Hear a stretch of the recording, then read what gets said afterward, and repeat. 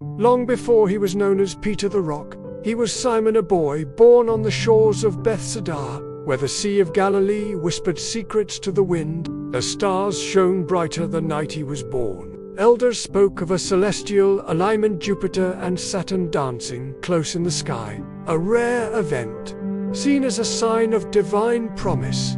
Some called it coincidence, others destiny. Simon's father, Jonah, was a seasoned fisherman, rough and wise like the bark of an old olive tree. He taught Simon the language of the water, how to read the waves, how to trust the wind, how to cast his net where others saw only emptiness.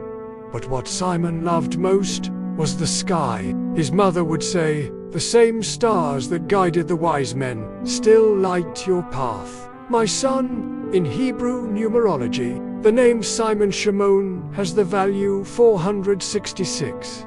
Scholars would later say this number represents a vessel one meant to carry something sacred. Coincidence, perhaps.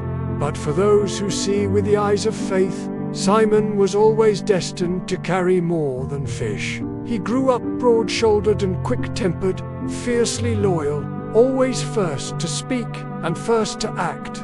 Yet beneath the brashness was a heart that longed for truth pure, unfiltered, like spring water from the hills. One night, after a long and fruitless day at sea, Simon was mending his nets when a man approached a teacher, barefoot, radiant with something beyond words. His eyes held eternity. "Follow me," the man said, "and I will make you a fisher of men." Simon didn't ask questions. Something stirred within him, as if the stars themselves whispered, "This is the moment." He dropped his net, and with it, his old life. The teacher was Jesus of Nazareth, and he gave Simon a new name, Peter, from the Greek Petros, meaning rock. "Upon this rock I will build my church," Jesus said, not because Peter was flawless, but because he was willing.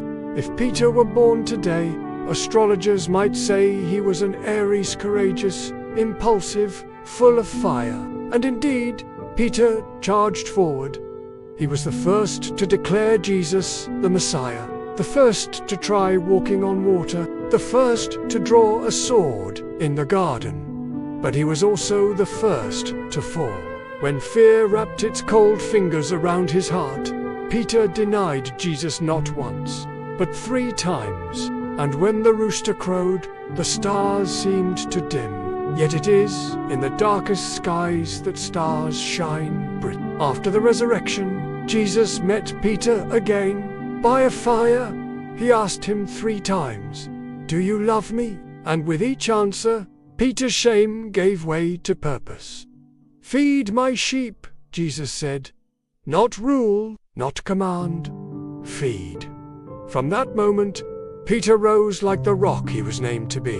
At Pentecost, as tongues of fire descended, Peter spoke and the wind carried his voice across nations. The church began not with fanfare, but with faith. Peter's life echoed the number 3.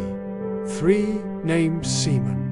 Peter, Cephas, 3 denials. 3 declarations of love. In sacred tradition, the number 3 represents divine completeness, the Trinity. Peter was the imperfect vessel chosen to carry something complete. Later in life, when faced with martyrdom in Rome, Peter made one final request: to be crucified upside down. "I am not worthy," he said, "to die as he did." And so he left the world with his head to the earth and his eyes to the stars.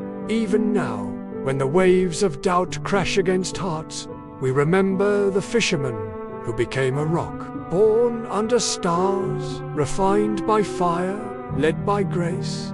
And perhaps, on clear nights, when the stars shimmer above the waters, Peter still casts his net not for fish, but for hearts like yours to follow.